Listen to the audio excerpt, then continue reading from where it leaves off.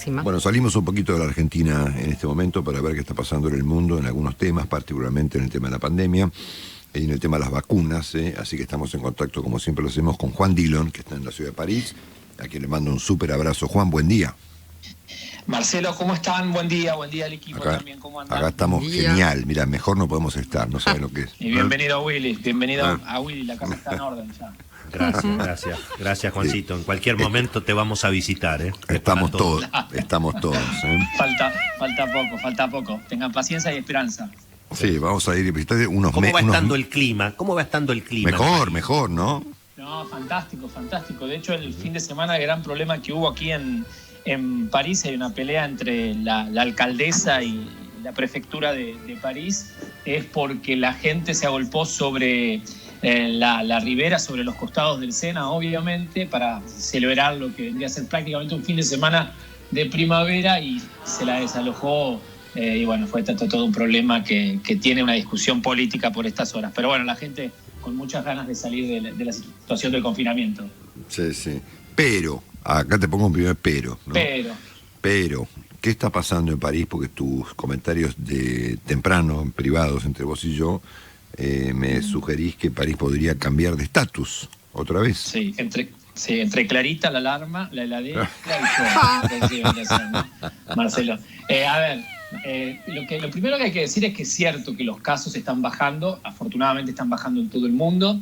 Te diría que Brasil y algunos países de Europa vienen marcando cierta contradicción, pero digamos, el mundo está mostrando una caída de casos considerable y un avance en la vacunación muy importante. Incluso hay que decir una respuesta y una eficacia de las vacunas por encima de lo esperado. Son muy buenas noticias, e incluso las noticias económicas hoy en Francia, pero particularmente en toda Europa, auguran una una recuperación económica mucho más rápido de la esperada, por lo cual te diría, incluso los planes de las empresas, si empezás a leer, hay mucho entusiasmo.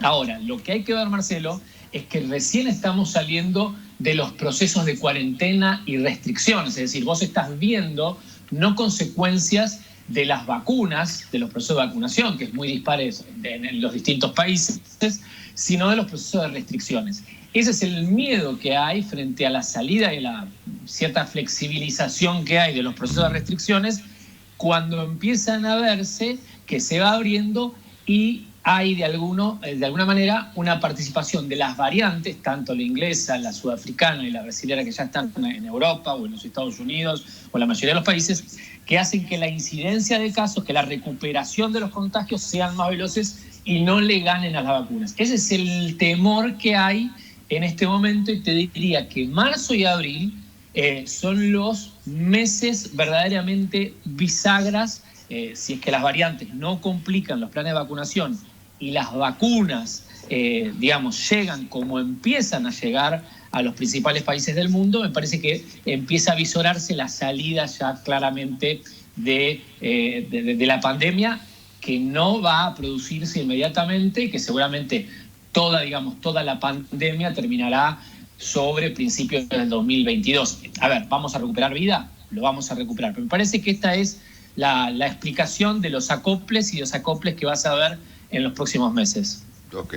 Bueno, decime una cosa, ¿qué hay de concreto entre la alternativa de que algunas compañías alemanas importantes como Adidas o la Deutsche Tele, como Opel o Siemens, puedan efectivamente comprar vacunas ellos por su cuenta, con sus propios fondos, para vacunar a su propio personal? Bueno, vuelvo. El abastecimiento de vacunas, aunque no le guste por ahí al presidente, salvo el problema de AstraZeneca, te diría que el abastecimiento de la vacuna de Pfizer, de Moderna, bueno, lo que está pasando y lo que se prevé, eso, la vacuna de Johnson & Johnson, cuando se apruebe en Europa, ya está en los Estados Unidos.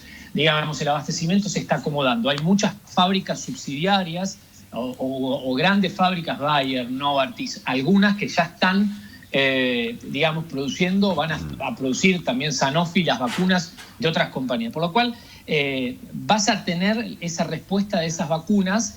Entonces, lo que se está adelantando la actividad privada es a suplir las carencias y las deficiencias en lo que son las estrategias de vacunación de los estados. A ver, hoy en Francia, lo mismo que en Alemania, se está discutiendo si los médicos veterinarios pueden acceder a vacunar a la gente para acelerar rápidamente todos los procesos. En esa aceleración también hay una enorme presión de las grandes compañías, las que forman, o las que cotizan en la bolsa alemana, sobre todo, para participar y poner fondos privados, comprar vacunas a BioNTech sobre todo, y la CureVac, que es la próxima vacuna que sale, que es alemana, para obviamente suplir las carencias que ha tenido el Estado alemán para poder vacunar. Así que me parece que esto es un proceso que entre 1 o 2 meses se va a resolver, y vas a tener desde las farmacias, obviamente, que está pasando, o IKEA, o los supermercados, los estadios de fútbol, y vas a tener también compañías que deciden vacunar a sus empleados para obviamente poder hacer, si querés, volviendo al tema de la recuperación económica, recuperarse económicamente de lo que han sido las caídas de la pandemia, y vas a tener que sus empleados van a estar cubiertos en sus centros de vacunación a todos los empleados, y esto va a ser una aceleración y una salida mucho más rápida de la pandemia.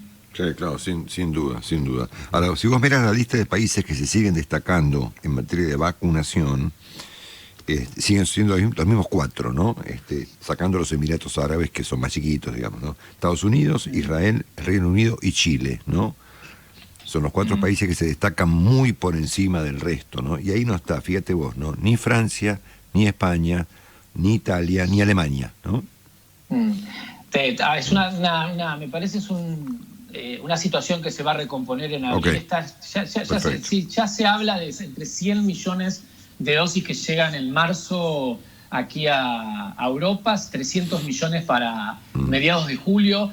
Incluso hoy sale una proyección, si querés, obviamente uno puede entender que España o Italia necesitan recuperar en el verano europeo lo que son las vacaciones por los destrozos, sobre todo en los sectores del turismo, y se habla que con un 40% de la vacunación, o sea, digamos en las poblaciones, ya va a haber movimiento turístico. Incluso se habla que, por ejemplo, en mayores de 80 años, ya en España ha caído la mortalidad, en mayores, repito, de 80 años, un 60%, porque es ya la población que está vacunada. Por lo cual, repito, Marcelo, vas a tener desacoples, pero ya está claro que la salida, por lo menos de la pandemia, si no hay variantes que compliquen la situación, ya está.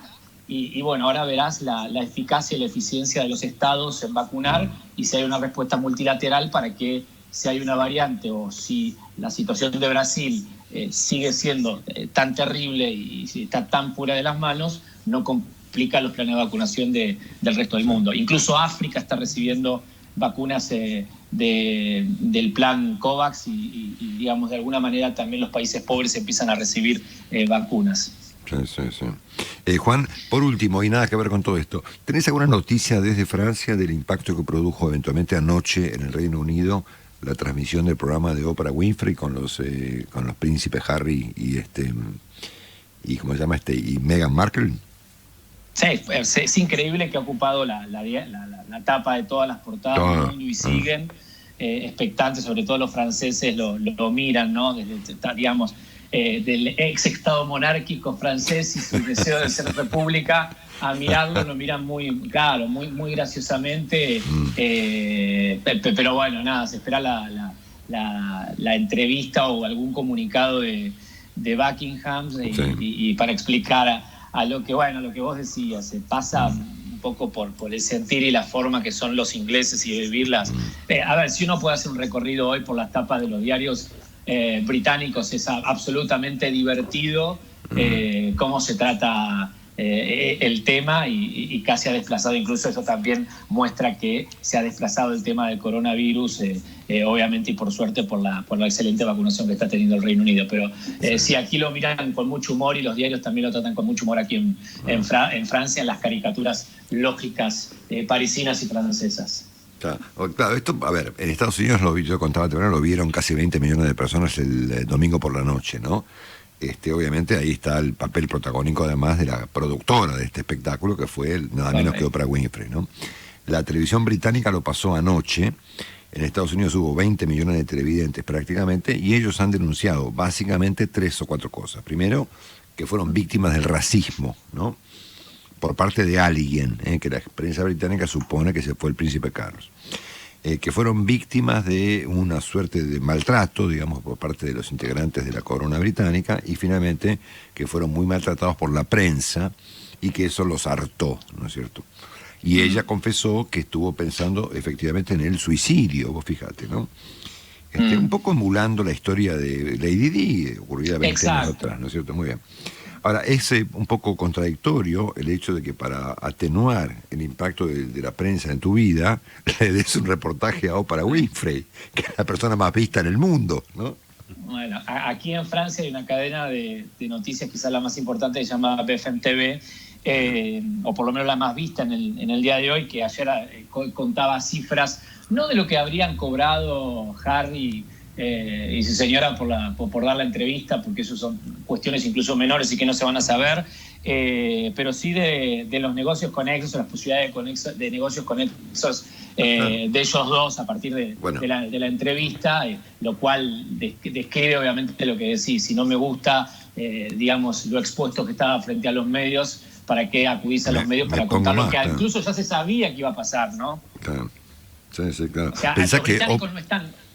los británicos no están, digamos, sorprendidos porque la realeza tenga ciertas costumbres que pueden quedar anticuadas, si querés, anacrónica por los tiempos. Digamos, sé que puede sonar duro, pero que haya habido, digamos, secuencias o preguntas o cuestionamientos de la realeza de ese tipo. Estamos hablando de personas que el príncipe Felipe tiene 99 años. Uno podría llegar hasta entender culturalmente lo que hoy es inexplicable para la actualidad, pero uno puede llegar a entender. Sí. Bueno, te paso un último dato que tiene que ver con nuestro trabajo, ¿no? Oprah Winfrey cobró por la entrevista $7 millones. Claro, más o menos era lo que se decía, sí, 5 millones de euros. No está muy lejos de lo que nos paga a nosotros el señor Porta, digamos. No por reportaje, pero sí por mes, digamos, ¿no? Sí. Porque por reportaje parece que no le daba la cuenta, pero por mes, efectivamente, ¿no es cierto? Bueno, Marcelo. Te mandamos un abrazo. Solamente me parece un dato, te agrego solo un dato, que es muy importante, la decisión del Parlamento de la Eurocámara, que permite, y va a ser un lío en España, o retira la inmunidad a Cal Puigdemont, así que me parece que viene un gran problema, otro lío para España, con los que por catalanes. estas horas los catalanes, absolutamente. Sí, señor. Bueno, hablamos en la semana, te mandamos todos un súper abrazo. Un abrazo a todos.